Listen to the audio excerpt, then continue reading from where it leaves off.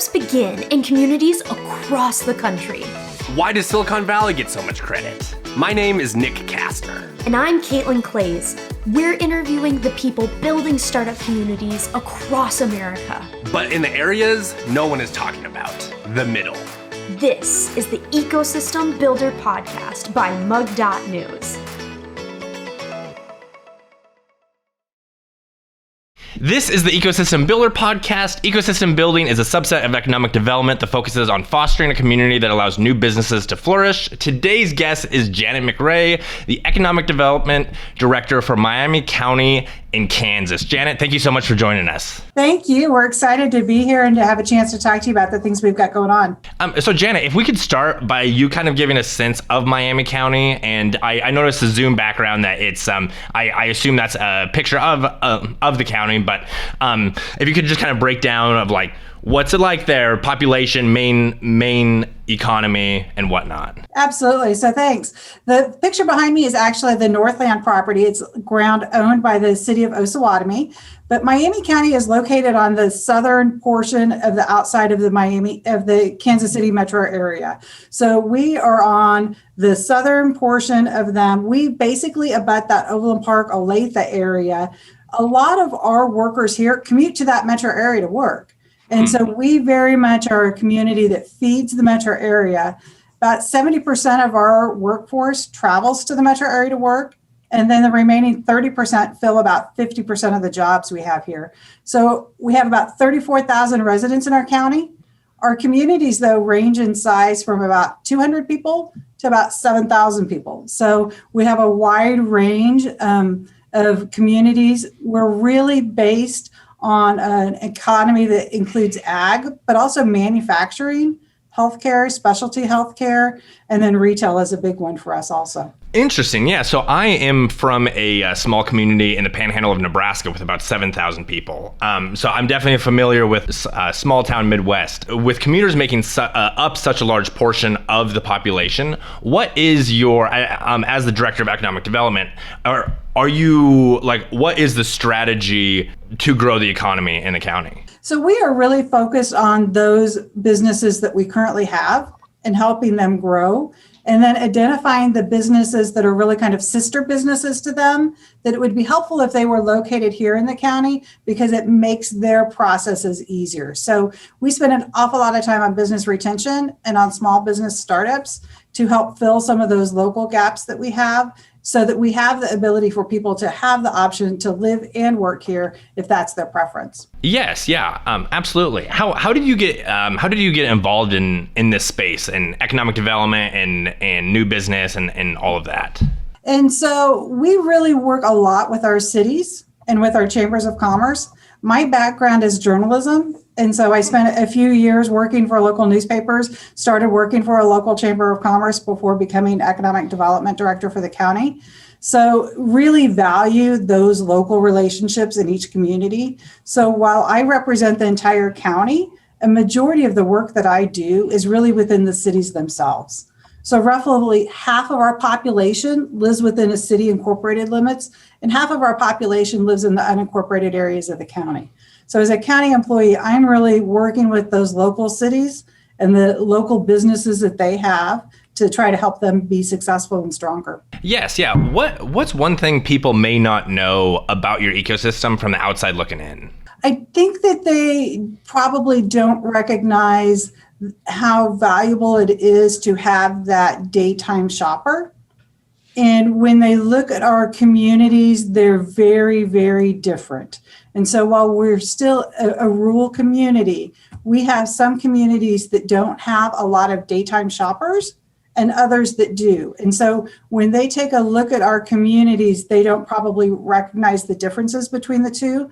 And they also don't see kind of our quiet giants that are sitting there that are very large employers and are very successful businesses, but they may look like a very small square footage space, and they don't realize what's behind the walls and inside the doors. You mentioned both retention being a big focus, but then also that new business factor, and that component is really what we focus on this show. What initiatives have been implemented, or are you working to implement to allow those new businesses to both start and then flourish?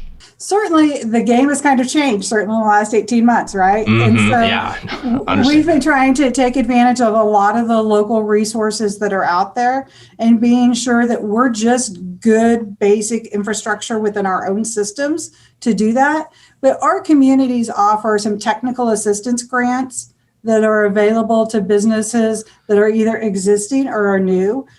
A lot of times when somebody's starting a business, they're so focused on what they consider the fun stuff.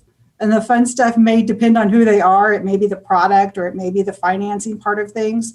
And they don't want to necessarily maybe do some of those other components.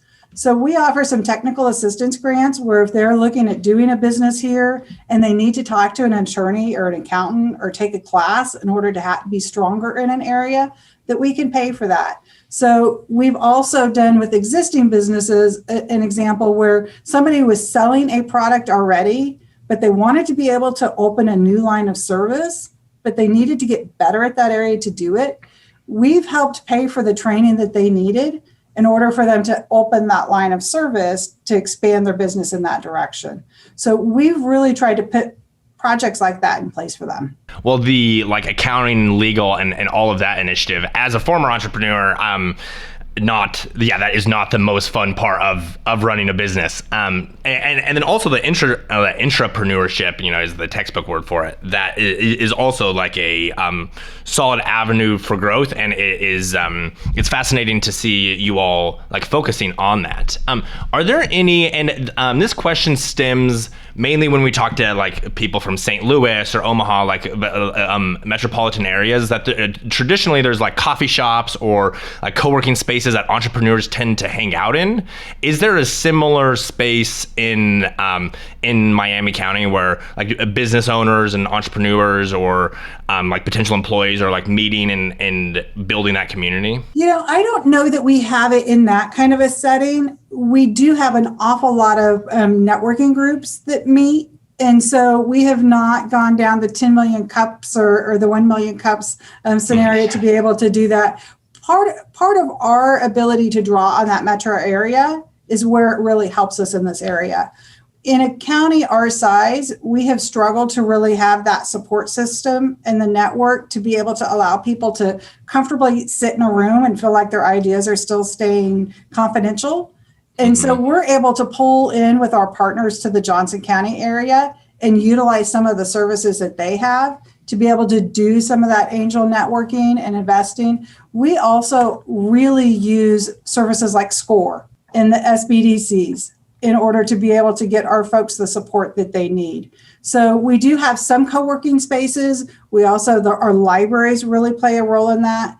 But we tend to see a lot of that entrepreneurship support really take place at our school events, where people are already gathering, they're there, they're friends, they're more comfortable talking with one another versus having a formal coffee group that gets together on a regular basis. Yes, yeah, absolutely. Or I'm sure organizations like Rotary or high school basketball games is what I'm thinking of, all the parents meeting and chatting afterwards, that it definitely takes place in a different setting than in a metropolitan area, but it's still taking place. We also have a couple of banks who have really focused on their businesses that are starting up, and they're people who are looking for opportunities and have done brown bag lunches and things like that to try to put people in a room to have a conversation. Who, or I guess what is the most successful startup to take place in Miami County that as you've kind of been watching the community, is there one that really stands out? It would probably be difficult to pick one, but we've got 2 or 3, I think, that have been great opportunities that folks have taken advantage of. I go back to Miami County, Kansas isn't necessarily known for wine, right? But we have several people who had vineyards who have now transitioned to wineries and have that winery now that draws several thousand people over the course of the year. And I think back to a gentleman who came in to talk to me 6-7 years ago with the idea of doing a trolley and connecting the wineries with the trolley. And at the time, that's not something that was an opportunity people identified. He's now operating 3 different vehicles, doing trolley wine tours in addition to special events, graduations, and things like that. Wow. That sounds like a lot of fun for just gut reaction. Yeah, sign me up. Yeah. And if you want to go back into the county's history, probably one of our most well-known businesses now that absolutely started out as an entrepreneurship endeavor is the Lewisburg Cider Mill. And so the Lewisburg Cider Mill started as a family operation. They now run hundreds of thousands of people and attract them to their location during the course of the year. It seems like a lot of these are centered around, I guess, alcohol with the cider and wine. I guess have you noticed that as a trend, or is that just consistent with that is also over the last decade really kind of taking place across America, that, craft beer and wine and all of that is? I do think wineries and the craft beer is part of that, because the cider mill started, 25 plus years ago. But Miami County, though, is, because of our position within the metro area, we're a great day trip location. So we have several opportunities for outdoor activities for our businesses to come down. For instance, Hillsdale Lake is within our county, and it's a state-operated park. And we'll have almost 1 million visitors come to Hillsdale Lake during the course of the year to take advantage of the lake and the marina and things like that. So we have just really worked hard to build on those assets. Our residents have been great about recognizing those opportunities and have found ways to create businesses around them. You mentioned over the last 18 months, there has been a lot of changes taking place around the world, every industry. COVID has really, really shuffled things up. How do you, I guess, approach those changes being a smaller community and with like remote work really taking off? Do you think, or do you see Miami County being a place that is able to grow, or like, is that an opportunity for Miami County? I really think it is. I think that certainly there were tremendous hardships created, particularly in the business, particularly in some of these industries that we talked about, where people weren't wanting to travel, or they weren't wanting to go to restaurants, or they weren't wanting to be in crowds. But we also had some industries that really were able to embrace it. For instance, within Paola, there is a small soap making, hand sanitization, lotion making business that really took off and started doing some things in that area. But we also, that remote work component has really highlighted kind of the areas of our county that have great broadband and access, and areas that don't have so much of it. And so we have been able to work on getting some of those federal dollars to help back build some of those areas to do improvements. And we're finding that there's an awful lot of employers in the metro area that are saying, we kind of like maybe not having to pay so much commercial rent for our large facilities, who might be looking at leaving some of those remote workers in the field.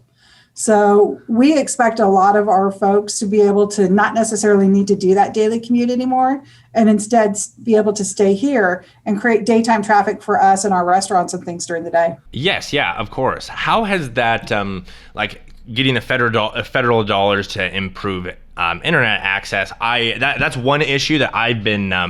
I guess it's kind of my hot button issue. That, like, to me, that is something communities should bet on. That the access to internet is a utility that needs to be in place for every community, regardless of size, across America.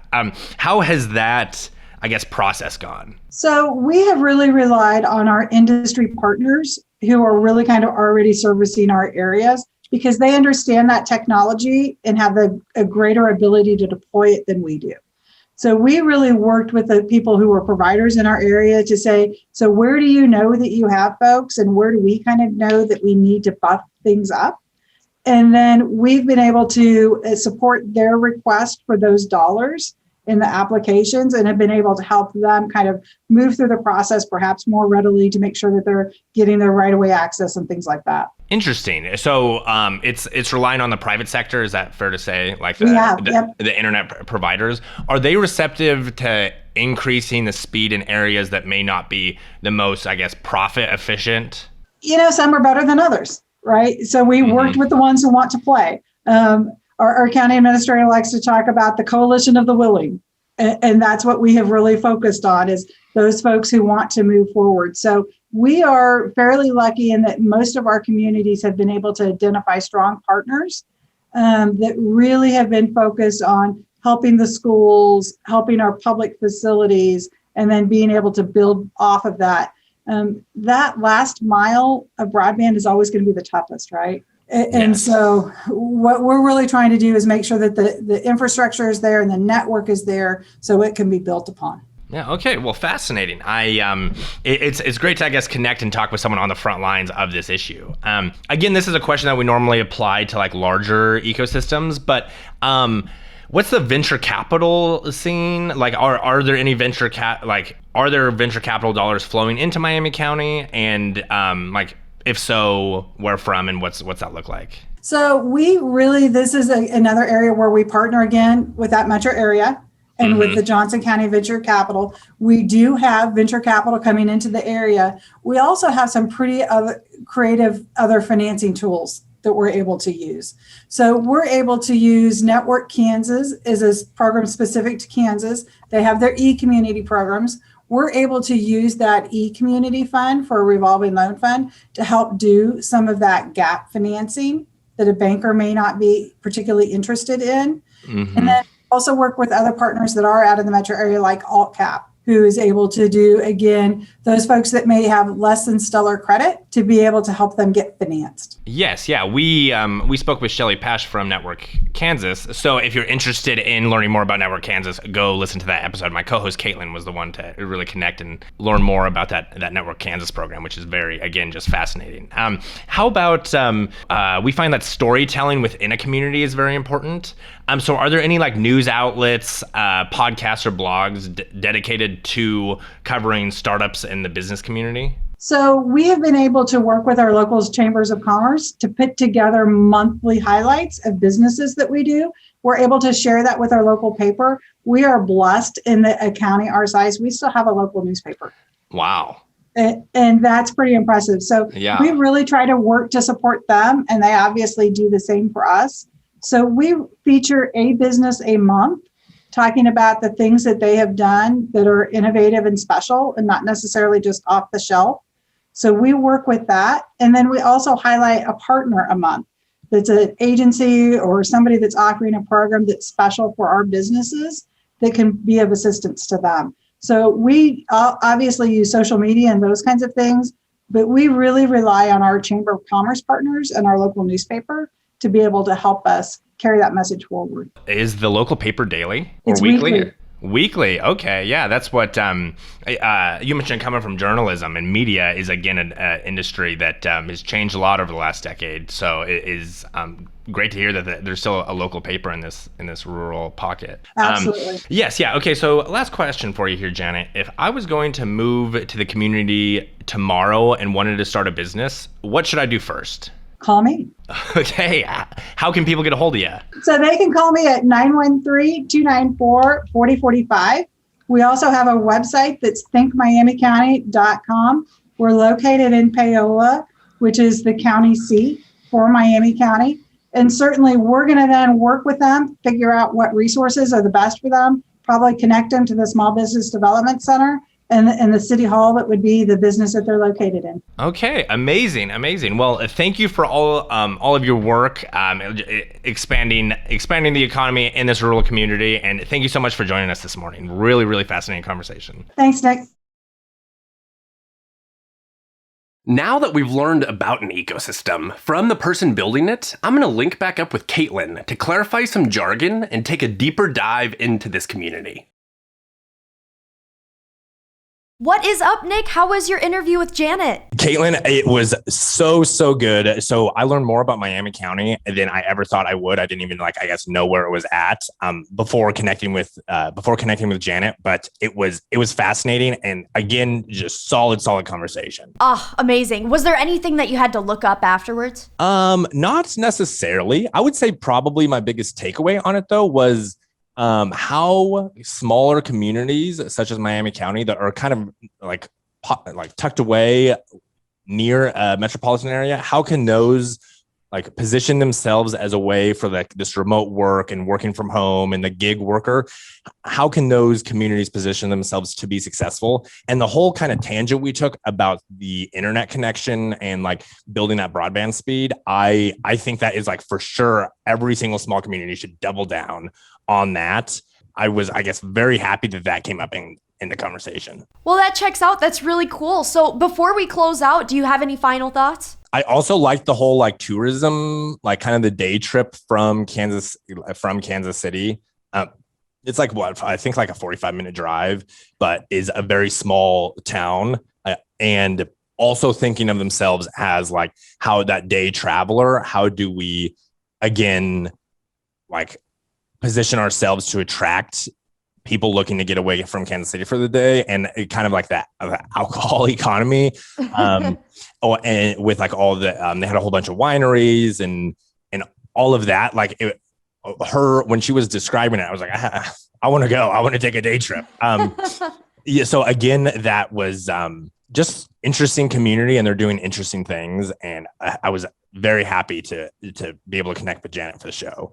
But that was it, Caitlin, if you want to read us out. Absolutely. And I will say I am a huge fan of day trips, like absolutely. And it's 100% living like in Straightville and then next to Rochester. Everyone goes to Lanesboro, and like that's what, you know, way they don't have wineries, but they have the river where too. But again, huge fan of small towns and getting to like have those day trips. But yeah, I will go ahead. Thank you for listening to today's episode of the Ecosystem Builder Podcast, which is a product of mug.news and hosted by Nick Kastner and Caitlin Clays. If you have any questions about today's episode, connect with us on Twitter at Nick Kastner, at Clays Creates, or at MugNewsOfficial. If you enjoyed this episode, please leave a review and share with your friends. We release episodes every Wednesday morning, so make sure to follow so you don't miss a beat.